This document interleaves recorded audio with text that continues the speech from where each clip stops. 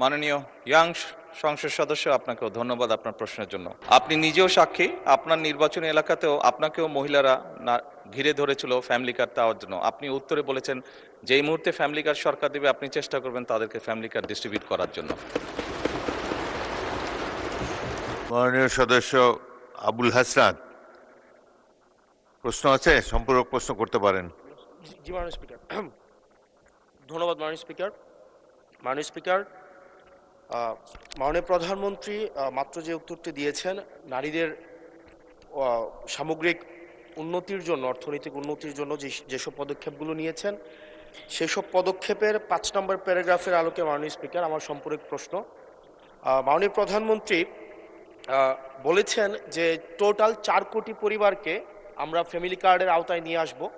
আমরা যদি 4 কোটি পরিবারকে আমরা ফ্যামিলি কার্ডের আওতায় নিয়ে আসি, তাহলে আমাদের 1,20,000 কোটি টাকা মাননীয় স্পিকার আমাদের টোটাল হচ্ছে খরচ হবে, এবং প্রসিজারাল কস্ট সহ সেখানে 1,34,000 কোটি টাকা হচ্ছে আমাদের বার্ষিক খরচ হচ্ছে। আবার গত সপ্তাহে মাননীয় স্পিকার আমরা ফার্মার্স কার্ডের বিষয়ে জানলাম যে 2,75,00,000 ফার্মার্সকে আমরা ফার্মার্স কার্ডের অধীনে আমরা নিয়ে আসবো। মাননীয় সদস্য সরাসরি প্রশ্ন করুন, ভূমিকা বাদ দেন, প্রশ্ন করুন। তো সেখানে 6,875 কোটি টাকা, যেখানে প্রসিজারাল কস্ট সহ 7,000 কোটি টাকা মাননীয় স্পিকার খরচ হচ্ছে। অর্থাৎ মাননীয় প্রধানমন্ত্রীর কাছে আমার প্রশ্ন, এই পদক্ষেপগুলো নিঃসন্দেহে মানুষকে সংযোগ করেছে, মানুষ সেগুলোর প্রতি আকৃষ্ট হয়েছে, কিন্তু আমার প্রশ্নটি হচ্ছে আমরা 1,40,000 কোটি টাকা প্রত্যেক বছরে যদি একটা নির্ভরশীল অর্থনীতির খাতে আমরা বিনিয়োগ করি, সেক্ষেত্রে এটা কতটা হচ্ছে আমাদের অর্থনীতিকে স্বনির্ভর করবে, এবং এই অর্থটাকে আমরা সোশ্যাল সেফটি নেটসের যেই খাতগুলো এখন বর্তমানে বিদ্যমান রয়েছে সেগুলো থেকে কেটে এনে আমরা সেখানে বরাদ্দ দিচ্ছি, নাকি হচ্ছে আমরা নতুন করে আমরা এই খাতগুলোতে টাকা দিচ্ছি? যদি নতুন করে দেই সেক্ষেত্রে মুদ্রাস্ফীতি ঘটার সম্ভাবনা রয়েছে কিনা সেটি পরীক্ষা করা হয়েছে কিনা, এটি আমার প্রশ্ন। ধন্যবাদ মাননীয় স্পিকার। মাননীয় প্রধানমন্ত্রী। মাননীয় স্পিকার, আপনাকে ধন্যবাদ। মাননীয় ইয়াং সংসদ সদস্য, আপনাকেও ধন্যবাদ আপনার প্রশ্নের জন্য। অবশ্যই আল্লাহর কাছে শুকরিয়া, আলহামদুলিল্লাহ, যে আমরা যে ফ্যামিলি কার্ডের কথা জনগণকে বলেছিলাম নির্বাচনের পূর্বে, সেই ফ্যামিলি কার্ডটি মানুষ গ্রহণ করেছে, এবং আপনি নিজেও সাক্ষী, আপনি নিজেও সাক্ষী, আপনার নির্বাচনী এলাকাতেও আপনাকেও মহিলারা ঘিরে ধরেছিল ফ্যামিলি কার্ড দেওয়ার জন্য। আপনি উত্তরে বলেছেন যেই মুহূর্তে ফ্যামিলি কার্ড সরকার দেবে আপনি চেষ্টা করবেন তাদেরকে ফ্যামিলি কার্ড ডিস্ট্রিবিউট করার জন্য। মাননীয় সংসদ সদস্য, আপনি নিশ্চয়ই এটি অনুধাবন করতে পারবেন যে 4 কোটি পরিবারকে আমরা ফ্যামিলি কার্ড দিব। আমরা পর্যায়ক্রমিকভাবে সরকার এটা দেবে। পৃথিবীর কোনো সরকারের পক্ষেই একবারে এটি করা সম্ভব না।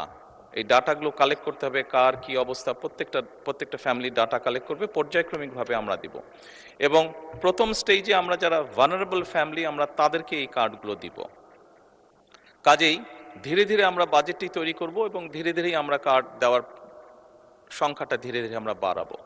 এবং সেজন্যই আমরা মনে করি আমাদের যে সব হিসাব নিকাশ করেছি আমরা, তাতে করে বাজেটের উপরে কোনো চাপ পড়ার তেমন কোনো কারণ নেই। এটি গেল 1 নম্বর। দ্বিতীয়ত, আপনি বলেছেন যে আরও যেগুলো সেফটি নেট,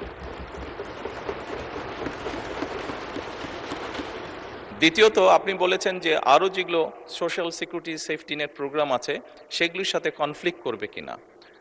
মাননীয় সংসদ সদস্য, আপনি যদি দেখেন এই মুহূর্তে যে কটি ধরনের ডিফারেন্ট কাইন্ডের এই ধরনের প্রোগ্রাম আছে, আপনি যদি সবগুলোর অর্থ সহযোগিতা অ্যাড করেন দেখবেন যে ফ্যামিলি কার্ডে যেই 2,500 টাকা দেওয়া হচ্ছে সবগুলো অ্যাড করলেও সেটার পরিমাণ না। অর্থাৎ ফ্যামিলি কার্ডে যেই সহযোগিতা দেওয়া হচ্ছে টাকার ভলিউমে সেটা সবচেয়ে বেশি, ভলিউমে বেশি, 2,500 টাকা কোনোটাই। সবগুলোকে একজন মানুষকে যদি সবগুলো সুবিধা দেন এই মুহূর্তে যেগুলো চালু আছে, তাহলে একজন লোক 2,500 টাকার কম পাচ্ছে, বেশি পাচ্ছে না।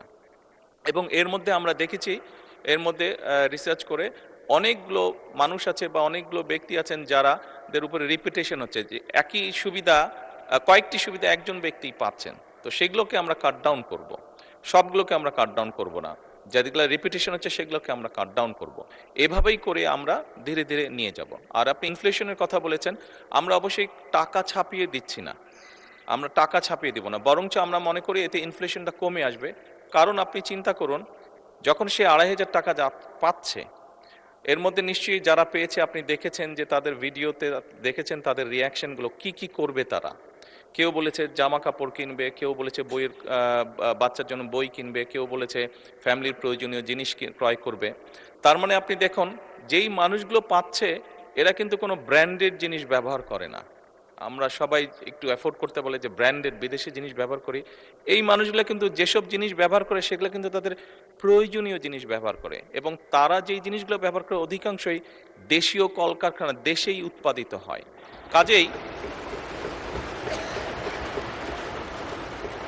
কাজেই মাননীয় সংসদ সদস্য, এই টাকাটা যখন তার কাছে যাচ্ছে, সে যখন খরচ করছে, এই টাকাটা কিন্তু গ্রামীণ ইকোনমিতে ব্যবহৃত হচ্ছে। সে হয় মুরগি কিনছে, সে হয়তো থালা বাসন কিনছে, সে হয়তো গামছা কিনছে, যেই সবগুলো জিনিস, সে তার বাচ্চার যে কাপড় কিনছে, সে তার বাচ্চার জন্য যে বই কিনছে, সবগুলো জিনিস লোকালি প্রডিউস হচ্ছে। তার ফলে যেটা হবে, আমাদের লোকাল ইন্ডাস্ট্রিগুলো ধীরে ধীরে, এই যে 1,64,000 কোটি টাকার আপনি কথা বলেন, এটি সম্পূর্ণভাবে লোকাল ইন্ডাস্ট্রিগুলোতে যাবে, লোকাল ইন্ডাস্ট্রিগুলোকে এগুলো হেল্প করবে। এবং স্বাভাবিকভাবে যখন একটি গ্রামে যখন অনেকগুলো ফ্যামিলি, অনেকগুলো মহিলা এই কার্ডটি পাবেন, তারা যখন যেই দোকানে গিয়ে সদাই করবেন, তারা জিনিসপত্র কিনবেন, সেই দোকানে আপনি খোঁজ করে দেখুন, এখন হয়তো একজন হেল্পার আছে দোকানের, তার স্টাফ হয়তো একজন আছে, কিন্তু আপনি 3 মাস পরে বা 6 মাস পরে দেখবেন তার স্টাফ 2 জন হয়ে গেছে। কারণ স্বাভাবিকভাবে অনেকগুলো ফ্যামিলির কাছে এই সহযোগিতাটা পৌঁছাবে এবং তারা সেখানে সদাই করতে যাবে বা জিনিসপত্র কিনতে যাবে। ফলে ওই দোকানের মালিক যে বা দোকানটা যা চালাচ্ছে, তার তখন একজন সহকারী হবে না, তার 2 জন সহকারী হবে। অর্থাৎ কর্মসংস্থানেরও একটি ব্যবস্থা হচ্ছে। একদিকে যেরকম এইটা এক কাইন্ড অফ ইনভেস্টমেন্ট, স্টেট, রাষ্ট্রের একটা ইনভেস্টমেন্ট, যে ইনভেস্টমেন্টের মাধ্যমে ধীরে ধীরে লোকাল শিল্পগুলো গড়ে উঠবে, যে ইনভেস্টমেন্টের মাধ্যমে ধীরে ধীরে কর্মসংস্থানও গড়ে উঠবে। সেই জন্যই আমাদের হিসাব বলছে ইনফ্লেশন বরং কমবে, বাড়বে না। মাননীয় সংসদ সদস্য, ধন্যবাদ আপনার প্রশ্নের জন্য।